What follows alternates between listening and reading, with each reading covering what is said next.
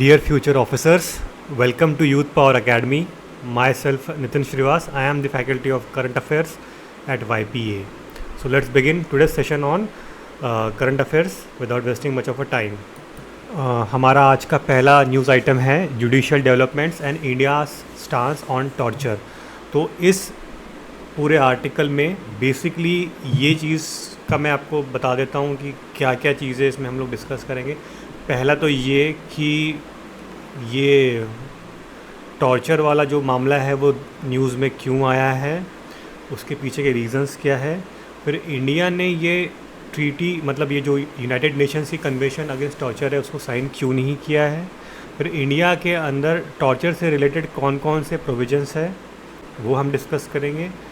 उसके बाद में लॉ कमीशन, फिर सुप्रीम कोर्ट के जजमेंट्स, इतनी सारी जो डिटेल्स टॉर्चर से रिलेटेड है वो भी हम लोग इसमें डिटेल में देखेंगे। तो ब्रीफली मैं बताऊंगा इन द बिगिनिंग कि इंडिया ने इस ट्रीटी को साइन क्यों नहीं किया है। फिर लेटर पार्ट में हम डिस्कस करेंगे कि सुप्रीम कोर्ट की अब तक जजमेंट क्या रही है, फिर कॉन्स्टिट्यूशनल प्रोविजंस क्या क्या रही है। फिर ऐसे हम लोग इसको धीरे धीरे जाकर इस पूरे आर्टिकल को समझने की कोशिश करेंगे, ठीक है। तो ये जो टॉर्चर से रिलेटेड जो भी न्यूज़ अभी आई है उसके प्रेमाइस ये है कि दो अक्यूज़ हैं इंडिया में। एक पहला तो वो है तहव्वुर राना जो 26/11 का मास्टरमाइंड है, वो यूएस में है। तो हमारी यूएस से एक्सट्रेडिशन ट्रीटी है, तो हम ये चाह रहे हैं कि उसको जल्द से जल्द इंडिया लाए ताकि उसका प्रोसिक्यूशन हम लोग शुरू करें। तो उसने ये रीज़न दिया है मतलब यूएस के सुप्रीम कोर्ट में कि he is fearing of torture in India. अगर उसे यहाँ भेजते हैं तो वो टॉर्चर से डर रहा है। एंड दूसरा अनदर केस है संजय भंडारी का कि जिसके ऊपर tax revision and money laundering के मैटर्स है अभी जो चल रहे हैं इंडिया में। तो इन दोनों ने बेसिकली ये रीज़न दिया है कि अगर इन्हें इंडिया वापस भेजा जाएगा तो उन्हें डर है कि इंडिया में इनके साथ टॉर्चर वाला ट्रीटमेंट हो, तो ये ना हो। इसलिए इन लोगों ने रेस्पेक्टिव कंट्रीज़ में ये अपील की है कि भाई इन्हें एक्सट्रेडिट करके इंडिया वापस ना भेजा जा सके, ठीक है। तो ये इसका एक क्रक्स है। अब इसके आगे की डेवलपमेंट मैं आपको बताता हूँ। अब मैं यहाँ से एक जो इस न्यूज़ आइटम में डिटेल्स हैं वो मैं पढ़ता हूँ। जैसे कि इसमें अगर आप देख पा रहे हैं तो इसमें देखिए कि although one of the earliest unilateral declaration against torture resolution number 32/64 was initiated by India in the UNGA and has ratified several other international treaties against torture, including the Universal Declaration of Human Rights 1948 and the International Covenant on Civil and Political Rights 1976. इसके बावजूद भी its ambivalence in ratifying the UNCAT is confounding, क्योंकि यही हैरानी वाली बात है। Basically confounding इसलिए कह रहे हैं क्योंकि ये हैरानी वाली बात है कि वन ऑफ द अर्लीस्ट जो टॉर्चर के अगेंस्ट डिक्लेरेशन लाया गया था यूएनजीए में, हम नहीं लाया था। इसके बावजूद भी इंडिया ने अब तक ये जो ट्रीटी है यूनाइटेड नेशंस की कन्वेंशन ऑन अगेंस्ट टॉर्चर, ये हम लोगों ने अब तक रेटिफाई नहीं किया है। तो कहीं ना कहीं ये एक एम्बिवैलेंस है कि हमारा स्टांस प्रॉपर दिख नहीं रहा है। We are not trying to portray our stands clearly. तो यहाँ एम्बिग्यूटी दिख रही है। तो यही चीज़ राइटर भी यहाँ पे इस न्यूज़ आइटम में डिस्कस करने की कोशिश कर रहा है। अब ये जो न्यूज़ आइटम है ये बेसिकली आपके प्रीलिम्स में भी काम में आ सकता है और आपके मेंस में भी आ सकता है। सो बेसिकली इवन इंटरव्यू में भी आपसे इसके ऊपर सवाल पूछ सकता है। प्रीलिम्स, मेंस एंड इंटरव्यू तीनों के हिसाब से आर्टिकल बहुत ज़रूरी है, क्योंकि यहाँ पे कॉन्स्टिट्यूशन के प्रोविजंस भी डिस्कस हुए। जैसे for example article 51 clause C and 253 of the constitution mandate respect for international treaties to which India is a party, ठीक है। तो इसके वजह से ये बड़ा इम्पोर्टेंट हो जाता है। ये दो आर्टिकल ध्यान में रखना बहुत ज़रूरी है रिगार्डिंग द इंटरनेशनल ट्रीटीज़। ये आपसे पूछ सकते हैं कि which of the following articles of the Indian constitution are related to international treaties. फिर वो आपको 3-4 ऑप्शन दे सकते हैं, मे बी ये 2 दे सकते हैं और 2 गलत भी दे सकते हैं। तो ये आपको इसका एक ये वाला फैक्ट तो पता होना चाहिए। तो ये फैक्ट आपको एग्ज़ाम के हिसाब से जानना बहुत ज़रूरी है। अब हमारे देश ने इस ट्रीटी को साइन नहीं किया है, तो इसकी वजह से क्या है कि ये आगे आप अगर आप देख रहे हैं कि India finds itself in the company of discredited non ratifying dictatorial regimes such as Angola, Brunei, Comoros, Gambia, Haiti, Sudan. तो we are basically club with this countries जहाँ पे टॉर्चर बेतहाशा लेवल पे होता है। और हम जब इतने बड़े प्रोपोनेंट हैं अहिंसा के, तो इसके वजह से it's not very suitable for our image at the international level. तो इसीलिए थोड़ा ये एम्बिवेलेंस इंटरनेशनल लेवल पे सूट नहीं करता हमारे इमेज के लिए। और ऐसा नहीं है कि इंडिया में इसके पहले कोशिश नहीं हुई है। 2010 में इंडिया में भी कोशिश की गई थी कि एक एंटी टॉर्चर लेजिस्लेशन लाया जाए। 2010 में अगर आप यहाँ देख रहे होगे तो कोशिश की गई थी, बट वो सक्सेसफुल नहीं हो पाया। ठीक है, फिर उसके बाद में लॉ कमीशन ने भी इसके ऊपर रिकमेंडेशन दिया था कि जैसे law commission also recommended this in its 273 report में, कि उन्होंने एक ड्राफ्ट भी दिया था कि proposing a law for consideration against ये लॉ अगेंस्ट टॉर्चर के लिए, लेकिन वो भी हो नहीं पाया। फिर उसके बाद में जो हमारा ह्यूमन राइट कमीशन है, उसने भी कहा है कि भाई उन्होंने सपोर्ट किया है कि एक stand alone domestic law against torture होना चाहिए, बट वो अभी भी इंडिया में हमने नहीं बनाया। ऐसा नहीं है कि इंडिया में इसके बारे में कोशिश नहीं हुई है, इसके बारे में रिकमेंडेशंस नहीं आई है, बट उस पर उस लेवल पे काम नहीं हुआ है।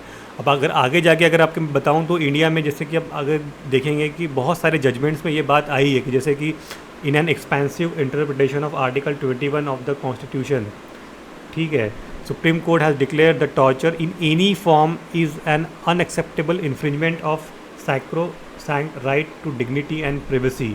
फिर ये जो जजमेंट्स के नाम है जैसे for example DK Basu, Puttaswamy, Nambi Narayan, Romila Thapar, तो बेसिकली इन जो चारों जजमेंट्स हैं इसमें यही बात डिस्कस की गई है कि किसी भी तरीके का टॉर्चर इन एनी फॉर्म वो आपके आर्टिकल 21 के अगेंस्ट जा रहा है, तो वो इंडिया में नहीं होना चाहिए। तो ये अब लेजिस्लेशन तो नहीं है, तो इसलिए सुप्रीम कोर्ट ने वेरियस जजमेंट के देने के बाद में कहीं ना कहीं ये चीज़ें इनडायरेक्टली लाई है कि भाई आप टॉर्चर नहीं कर सकते किसी भी फॉर्म में इंडिया में। और कहीं ना कहीं लार्जली अगर आप देखेंगे ये जो लास्ट के 5-6 लाइन्स है, तो इन लाइन्स का मेजर क्रक्स यही है। बेसिकली इंडिया में सेपरेशन ऑफ पावर्स है, हर ऑर्गन की अपनी अपनी जिम्मेदारी है, लेजिस्लेचर की अलग है, जुडिशरी की अलग है, एग्जीक्यूटिव की अलग है। बट इसमें कहीं ना कहीं जो हमारे DY चंद्रचूड़ है, उन्होंने केस में कहा था कि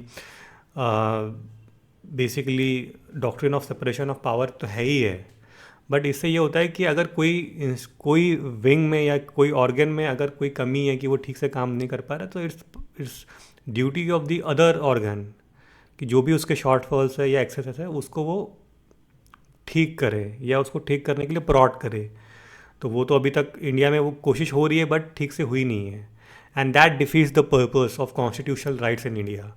तो कहीं ना कहीं लास्ट में अगर आप देखेंगे तो जो बात मैंने शुरू में ही आपको बताई थी, वो लास्ट में वही बात आई है कि जो ग्वांटानामो बे है, बेसिकली ये क्यूबा में है, सॉवरेनिटी क्यूबा की है, बट जुरिस्डिक्शन जो है वो US का है इसमें।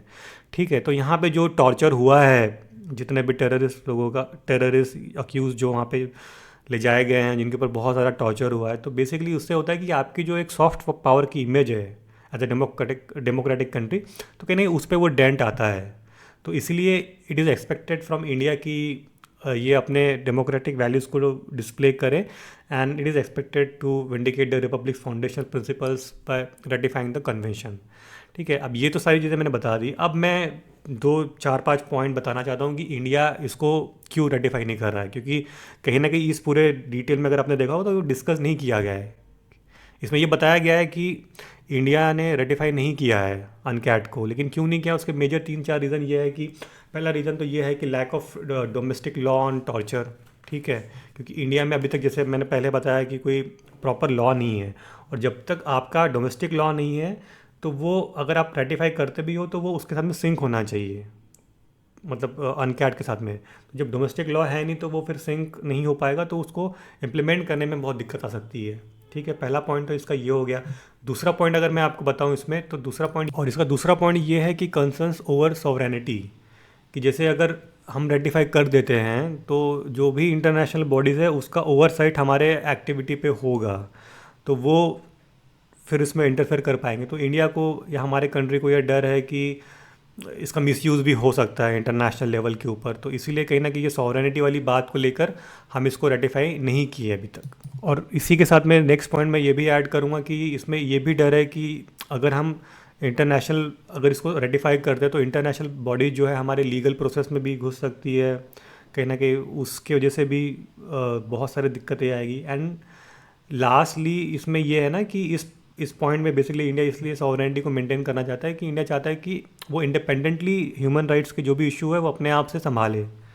ठीक है, कोई बाहर की बॉडी अगर आके उसमें इंटरफेयर करेगी तो बहुत ज़्यादा दिक्कत आ सकती है। फिर इसका थर्ड एस्पेक्ट ये है कि क्यों इंडिया रेटिफाई नहीं कर रहा है, ये है कि concerns for the security forces, कि अगर हमने इसको रेटिफाई कर लिया तो जो भी टेररिस्ट हैं या जो भी क्रिमिनल्स हैं ये इस अनकैट का यहाँ पे इंडिया में मिसयूज़ कर सकते हैं to falsely accuse our security forces. तो उससे क्या होगा कि जो हमारे काउंटर टेररिज्म एक्टिविटीज़ होती है कहीं ना कहीं वो ठीक से शायद वर्क ना कर पाए, और जो हमारे सिक्योरिटी फोर्सेज है उनका मोरल डाउन हो जाए कि हम लोग कैसे एक्टिविटी करेंगे। तो ये मेजरली 3 रीज़न है, इसी वजह से इंडिया ने अभी तक इस अनकैट को रेटिफाई नहीं किया है। तो आई थिंक लार्जली मैंने इसमें सारे ही एस्पेक्ट कवर कर लिए, जो इस जो भी इन्फॉर्मेशन इसमें नहीं थी वो भी मैंने एडिशनल इन्फॉर्मेशन यहाँ डिस्कस कर दी है। ठीक है, अब हम आगे बढ़ेंगे दूसरे न्यूज़ आइटम के ऊपर।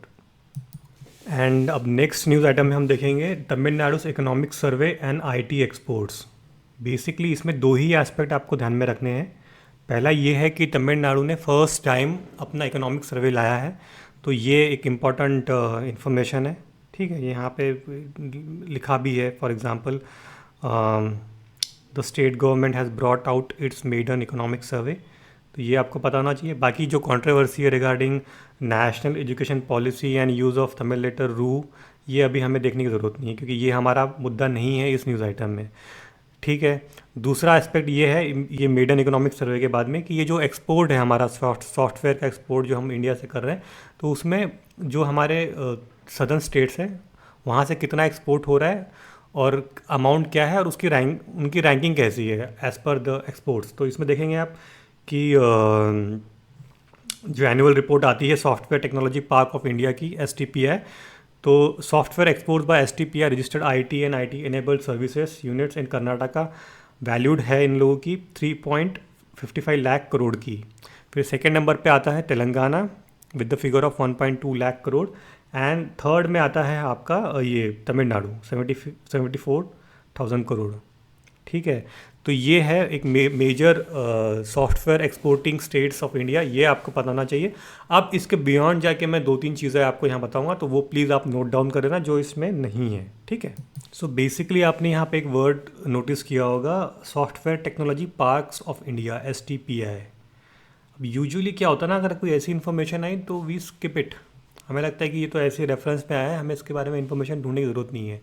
अब मैं ये नहीं कह रहा हूँ कि आपको हर चीज़ के बारे में डिटेल में गूगल से जाके इन्फॉर्मेशन निकालनी है, बट यहाँ ऐसे कुछ कुछ चीज़ें आपका जो टीचर है, आपका जो मेंटोर है, या आपका खुद का भी अगर जजमेंट है, तो ये आप में वो क्यूरियोसिटी होनी चाहिए कि ये नहीं कि बस आपने इसको पढ़ लिया और आगे स्किप कर दिया। यहाँ अगर ये दिया हो तो आपको थोड़ा इसको सर्च करना होगा। तो जैसे कि software technology parks of India है, ये क्या पर्पस सर्व करते हैं, और उसके बाद में ये कौन सा मिनिस्ट्री के अंडर में आते हैं, इसकी शुरुआत कैसे हुई, तो ये बेसिक 2-3 चीज़ें आपको पता होनी चाहिए एज अ IAS एस्पायरेंट। तो बेसिकली ये जो software technology parks of India है, इनकी शुरुआत हुई थी 1989 में, और तब 3 ही सॉफ्टवेयर पार्क्स थे, पुणे में, भुवनेश्वर में एंड बैंगलोर में। फिर इन सभी को 1991 में मर्ज किया गया। उसके बाद में फिर वो collectively they were called software technology parks of India. ठीक है, तो ये आपको इन्फॉर्मेशन पता होनी चाहिए। फिर उसके बाद में इसकी सेकंड इन्फॉर्मेशन ये है कि ये आते हैं under ministry of electronics and information and technology, इसके अंडर में ये आते हैं। फिर उसके बाद में इनका जनरली पर्पस ये होता है कि they are engage in promoting IT and IT enabled services, innovations, R&D, startups, तो ये सारे एक्टिविटी को ये लोग देखते हैं। तो ये मोटी मोटी 3-4 चीज़ें आपको इस software technology parks of India के बारे में पता होनी चाहिए, इसके बियॉन्ड आपको जाने की ज़रूरत नहीं है। तो अगर मैं इस न्यूज़ आइटम को समराइज़ करूँ तो बेसिकली इसमें 2 ही चीज़ें आपको ध्यान में रखनी है। एक कि तमिलनाडु ने फॉर द फर्स्ट टाइम अपना मेडन इकोनॉमिक सर्वे लाया है, ये एंड ये कि जो सॉफ्टवेयर की जो सर्विसेज इंडिया में एक्सपोर्ट कर रहे हैं, तो फर्स्ट नंबर पे आपका कर्नाटका, सेकंड पे है तेलंगाना एंड थर्ड पे इज़ तमिलनाडु। बस इसके अलावा इसमें बहुत ज़्यादा चीज़ें नहीं है समझने के लिए। Okay, now let's move on to the next news item.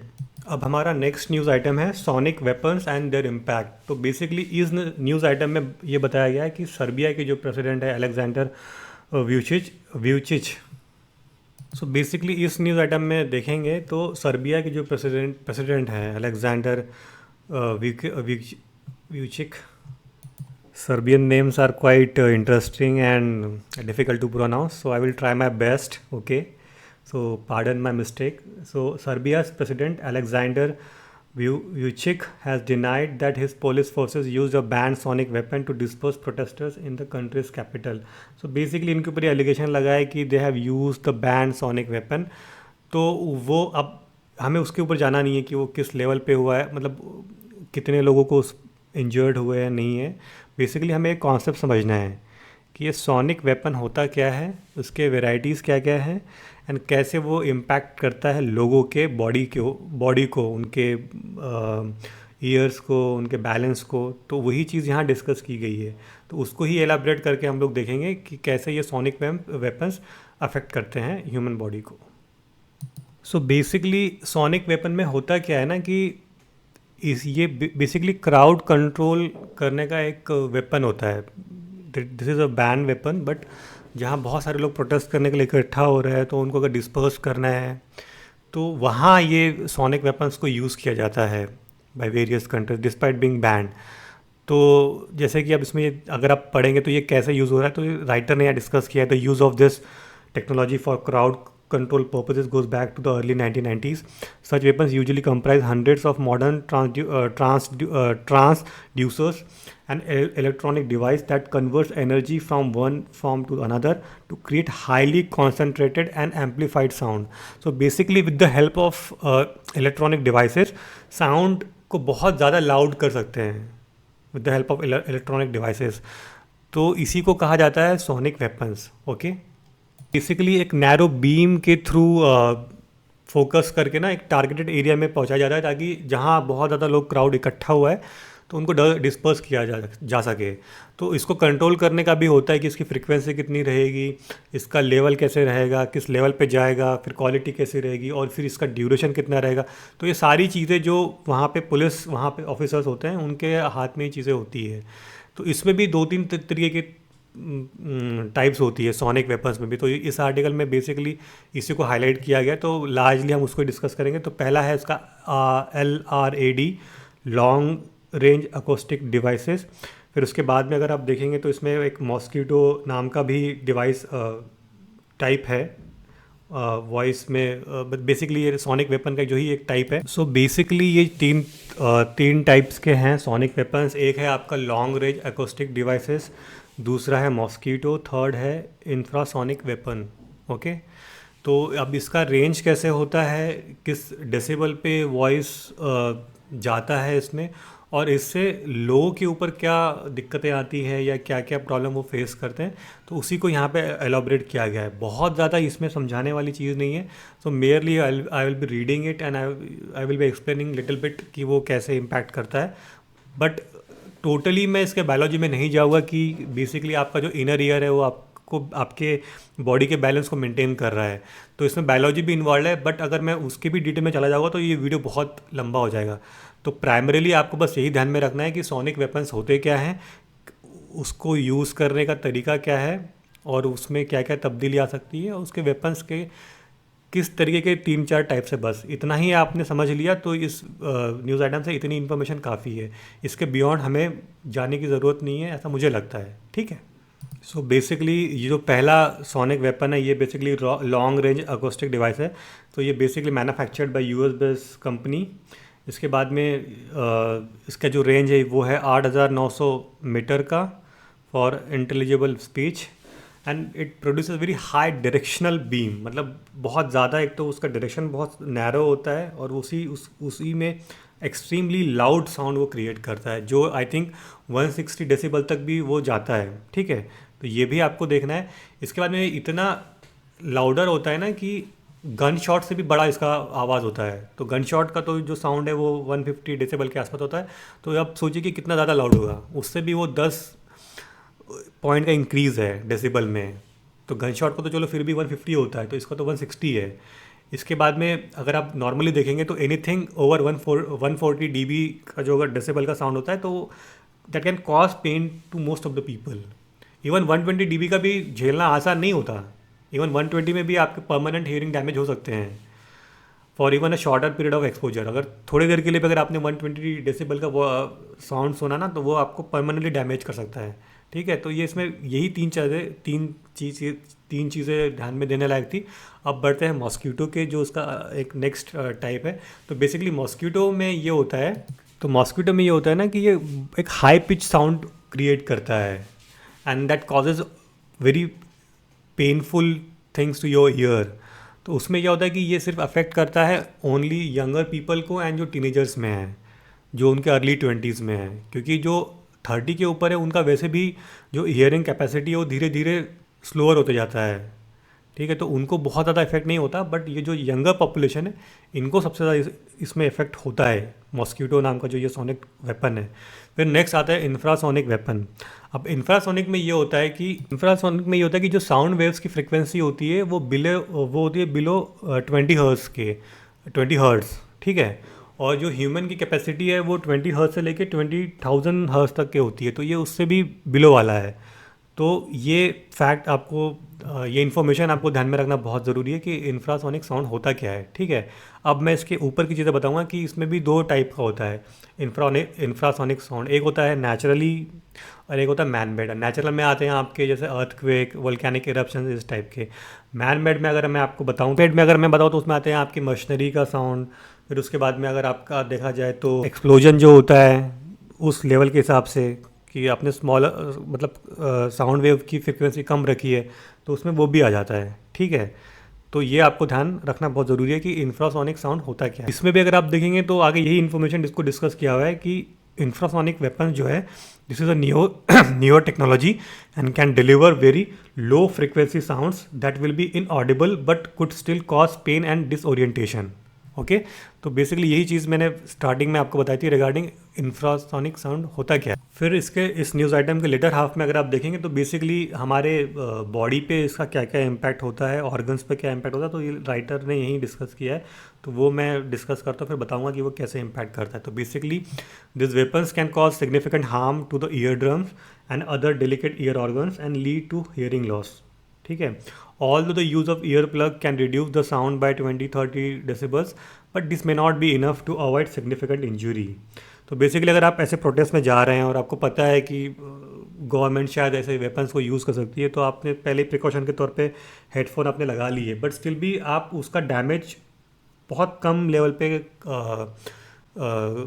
Manage कर पाएंगे। आपको इंजरी तो होगी आपकी जो डेलिकेट ऑर्गन्स है।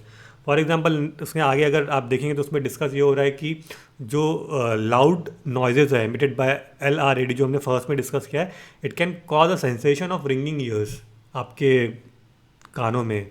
तो उसके लिए प्रॉपर टर्म है एक tinnitus.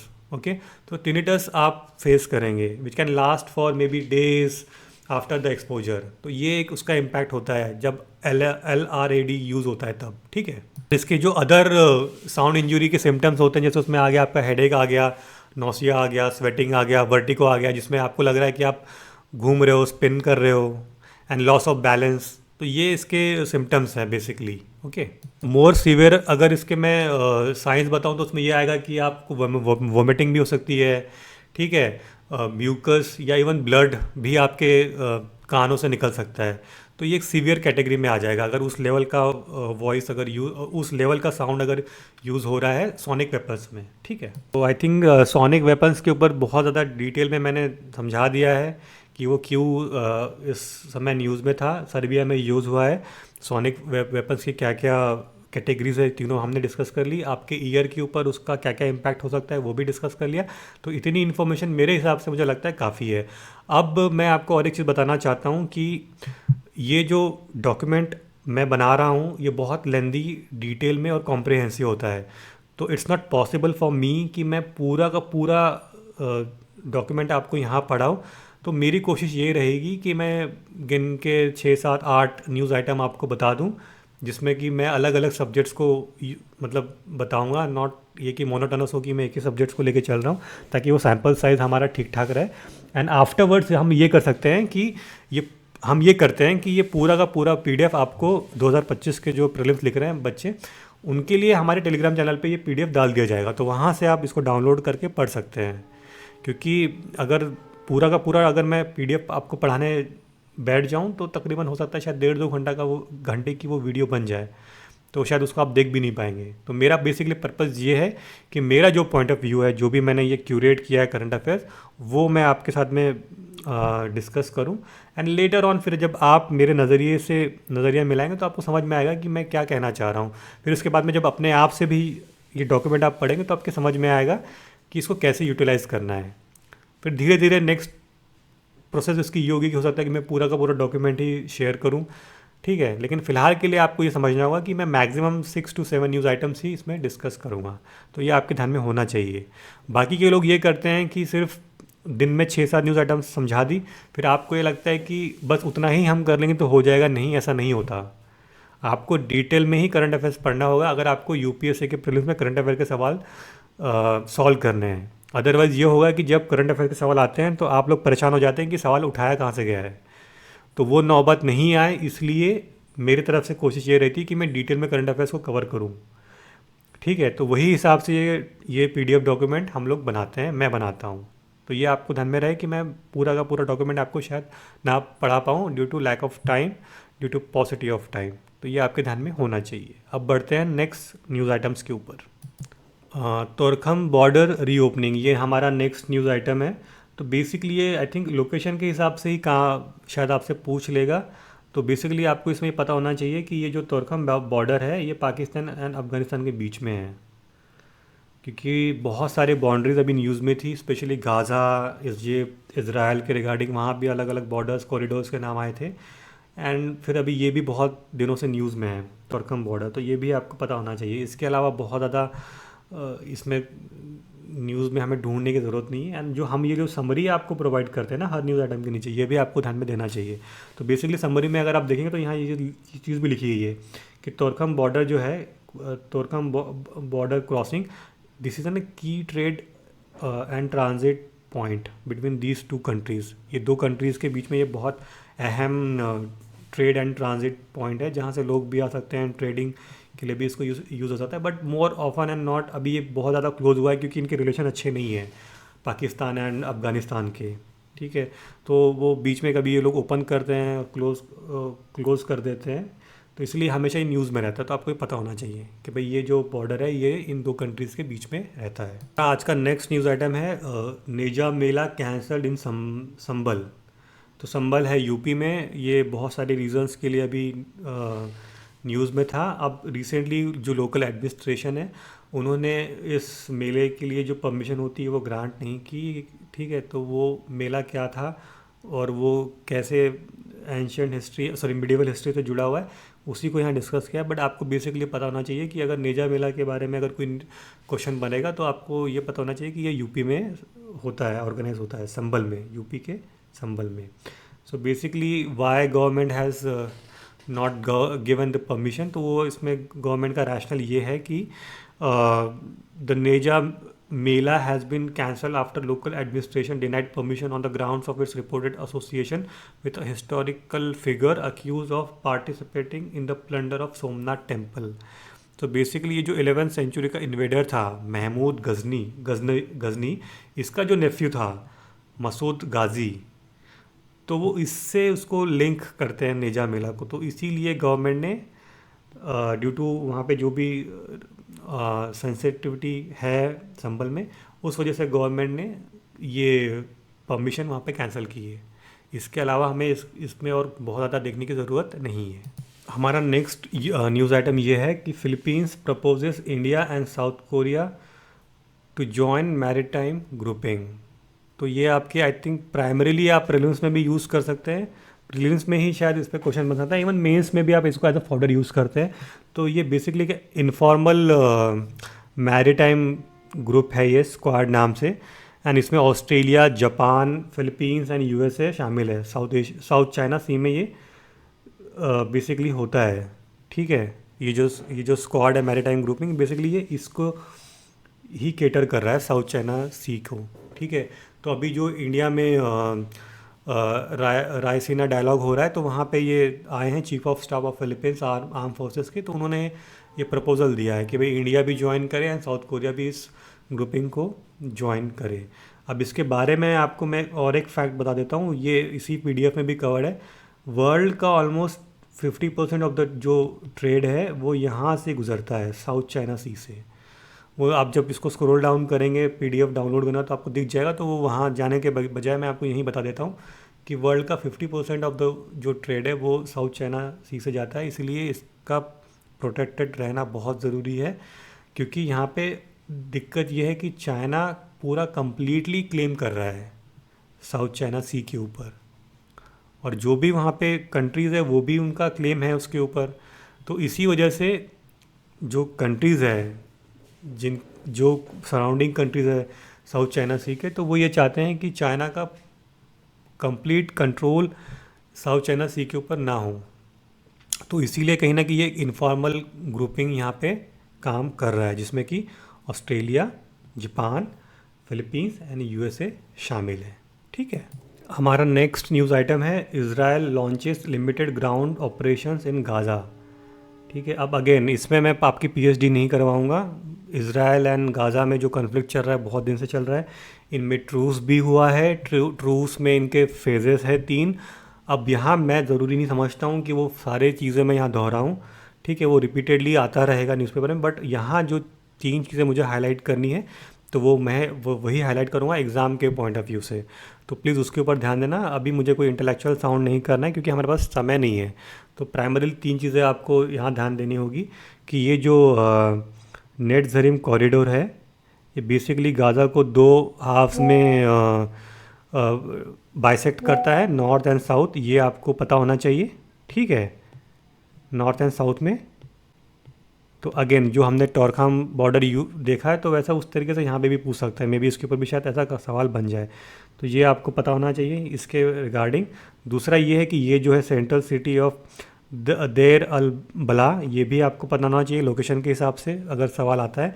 And third and most important thing is UN body known as UNOPS carries out the infrastructure and development projects around the world।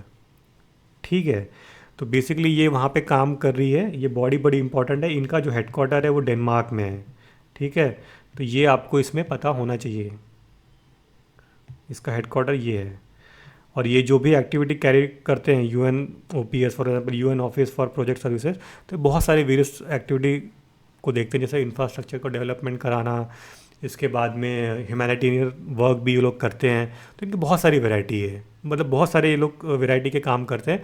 तो अगर आपको डिटेल में इसके बारे में जानना है तो आप गूगल कर लेना, बट प्राइमरीली मैं आपको ये 3 ही चीज़ें इस आर्टिकल में बताना चाह रहा था कि आपको ये नेट ज़रीम कॉरिडोर पता होना चाहिए, दूसरा कि UNOPS क्या काम करता है, एंड थर्ड ये जो सिटी है सेंट्रल सिटी, क्योंकि ये लोग यहाँ पे जो UNOPS है यहाँ ये काम कर रहा है बेसिकली। ठीक है, तो यहाँ पे इजराइल ने स्ट्राइक की है, तो उसी वजह से ये स्टेटमेंट आया है। और वो स्टेटमेंट की वजह से UN ऑफिस के बारे में यहाँ पे ब्रीफली हाईलाइट किया गया है कि भाई ये जो UNOPS है ये infrastructure and development projects around the world carry करते हैं।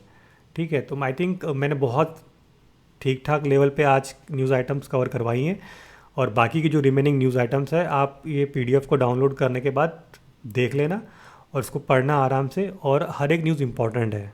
ठीक है, तो स्किप मत करना। एंड लास्ट में मैं यही बोलूँगा कि एग्ज़ाम पास में आ रहा है, एंजाइटी बढ़ेगी, तो अपने आप को शांत रखिए, स्वस्थ रहिए, मस्त रहिए, मजबूत रहिए, क्योंकि ये लड़ाई भी है और पढ़ाई भी है। पढ़ाई भी है और आपकी लड़ाई मेंटल लड़ाई है। जितना आप मेंटली स्ट्रांग रहेंगे उतना ज़्यादा आप प्रेशर एब्जॉर्व कर पाएंगे, और प्रेशर एब्जॉर्व कर पाएंगे तो आपकी जो परफॉर्मेंस है वो बहुत अच्छी होगी एक्चुअल एग्ज़ाम में। डरने से, फेलियर के डर से अगर आप रोज़ मतलब आपके माइंड में अलग अलग चीज़ें आती जाएगी, तो आप हो सकता है कि उस लेवल पे जाके परफॉर्म नहीं कर पाएँ। फिर आप में सेल्फ बिलीफ कम हो जाएगा, सेल्फ डाउट ज़्यादा आ जाएगा। तो मैं नहीं चाहता कि आप उस दौर से गुजरें। तो इसलिए शांति से हम लोग जो कंटेंट प्रोवाइड कर रहे हैं उसको पढ़िए, और भी चीज़ें हम लोगों ने आपके लिए सोच रखी है, तो धीरे धीरे हम बताते जाएंगे और वो अपलोड भी होता जाएगा और उसके वीडियो भी बनते जाएंगे। ठीक है, तो बहुत ज़्यादा आपको चिंता करने की ज़रूरत नहीं है। वाईपीए से जितना बन सकेगा वो हम पूरा पूरा आपको फैसिलिटीज़, मटेरियल, कंटेंट, गाइडेंस, जो भी हेल्पिंग हैंड और एड आपको देनी होगी वो हम देने की पूरी पूरी कोशिश करेंगे। ठीक है, तो आज के लिए इतना ही, और फिर कल आपसे मैं मिलता हूँ नए करंट अफेयर के साथ में। Okay, take care.